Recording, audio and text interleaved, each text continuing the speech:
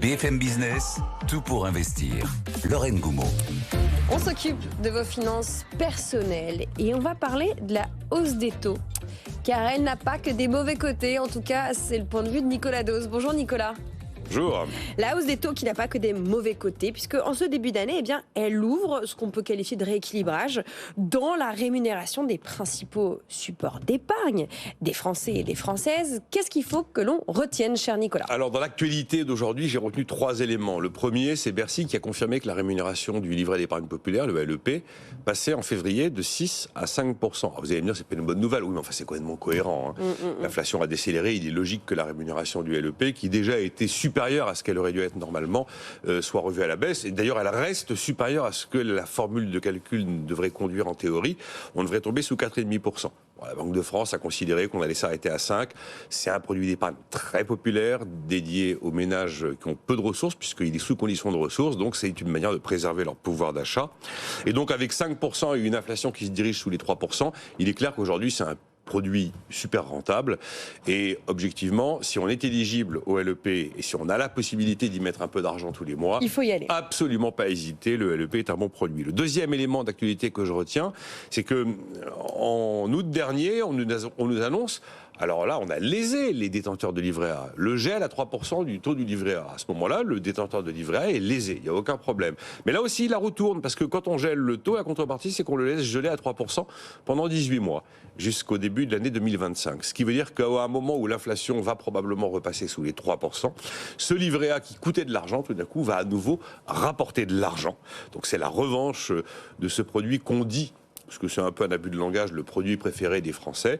Et puis évidemment, là je viens de vous citer 2 livrets d'épargne réglementée qui ont quand même tous les deux un atout unique en France, c'est que vous ne payez pas d'impôts.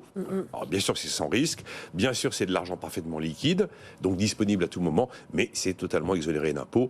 Je ne suis pas aussi spécialisé des placements que vous ne l'êtes ici, mais je pense qu'on n'a pas tellement d'équivalent en France en termes de placement et de fiscalité. Absolument. Bon, le troisième élément, il vient du côté des assurances-vie, des assureurs-vie, qui commencent à dévoiler la rémunération des contrats 2023. On en parlait un petit peu avec Christian Fontaine avant vous. Qu'est-ce que ça donne ? Voilà, là aussi c'est la bonne nouvelle. Il y a eu des années de vaches maigres.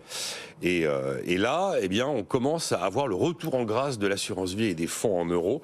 Parce que la montée des taux, ça entraîne la hausse des rendements et donc de l'assurance-vie. Et donc plusieurs acteurs sont en train effectivement de donner leur rémunération des contrats en euros pour 2023. C'est toujours a posteriori qu'on donne la rémunération des contrats en euros. Voilà ce que l'on peut vous servir pour l'année qui vient de s'écouler. On est sur une moyenne qui va de 2,5 à 2,7%, mais il y a des réseaux qui ont réussi à afficher du 3%, même plus. Alors je ne vais pas donner leur nom, parce qu'il n'y a aucune raison de leur faire de la publicité, mais certains sont à 3,1, 3,5. Il y en a même un à 3,7. Et la fameuse affaire, traditionnellement très bon payeur, probablement sera détrônée en 2023. Il faut dire que l'année 2023, ça a été une année de concurrence terrible du livret A pour l'assurance vie. 2022-2023, on a eu 2 années de décollecte quand même de l'assurance vie à cause de la concurrence du livret A. Et donc, en fait, ce qui s'est passé, c'est que les assureurs savent bien qu'il y a un moment, il faut payer. Parce que sinon, qu'est-ce que font les gens rationnels ? Ils s'en vont.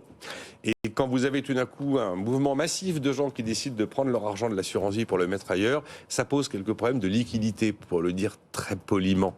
Même si on sait qu'on a un article dans la loi Sapin 2 qui pourra, sur décision politique, bloquer complètement les retraits pour éviter qu'il y ait des problèmes de liquidité. Donc ils ont puisé dans leurs réserves, il y a eu des gestes commerciaux, il y a eu des promos. Bref, on arrive à des rémunérations qui recommencent à être séduisantes. C'est quand même, je rappelle les montants de l'assurance vie en France, 1920 milliards d'euros. Quand même juste monumental. Livret A et LDDS, on doit être à 500-600 milliards d'encours. L'assurance vie, ça reste le navire amiral. Là-dessus, vous avez 1380 milliards d'euros, c'est du fonds en euros. Donc, principalement, vous détenez de l'OAT, de la dette publique de la France. Et puis, il y a 540 milliards d'euros, c'est l'unité de compte. Alors, mieux rémunérée, mais plus risquée, parce qu'on y trouve des actions, on y trouve de l'immobilier, on y trouve du capital investissement. Mais enfin, on voit quand même que ce contexte qui rend l'immobilier, l'achat immobilier si compliqué, il a aussi des bons côtés pour l'épargne populaire. Donc, pour conclure, on parle quand même de bonnes nouvelles pour les épargnants, Nicolas. On retrouve une forme d'équilibre, voilà, les taux zéro, les taux négatifs, c'était pas la vie normale, et donc ça c'est une bonne nouvelle, mais on voit que ça a mis du temps à s'installer. En fait, je parle de l'assurance vie qui va proposer du 2,5, 2,7 en moyenne. Pour retrouver des rémunérations comme celle-là, il faut remonter en 2014, ça prend 10 ans quand même, hein. On a eu une sacrée période où les rendements de l'assurance vie ne cessaient de reculer. Alors on pourra poser la question, ici c'est pas vraiment l'objet parce que vous en parlez très souvent, mais où mettre son argent en 2024 à un moment où justement les taux devraient commencer à baisser.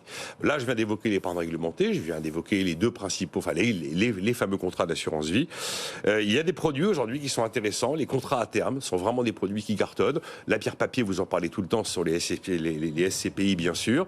Je me demande ce que va pouvoir faire le marché des ETF, les trackers, donc qui suivent un indice boursier qui n'est pas un produit grand public. Mais vous pourrez nous écouter dans 50 minutes, on aura la réponse. Je vous écoute. Bon, il y aura toujours sûrement un peu de spéculation sur des produits très spéculatifs justement qui sont les cryptoactifs, et je dis bien cryptoactifs. Et puis il faut toujours avoir en ligne de mire le PER, le plan d'épargne retraite, qui a vu le jour avec la loi Pacte et qui connaît franchement un succès assez fulgurant. Donc voilà, il y a des solutions. Mais là, je l'ai fait très court parce qu'après je vais empiéter. Après, on va vous embaucher dans cette émission. Non, mais après je vais empiéter sur vos expertises. Surtout que je dis toujours, je ne suis pas un journaliste placement. Mais voilà, la hausse des taux, ça n'a pas forcément que des mauvais côtés. Merci Nicolas Dos.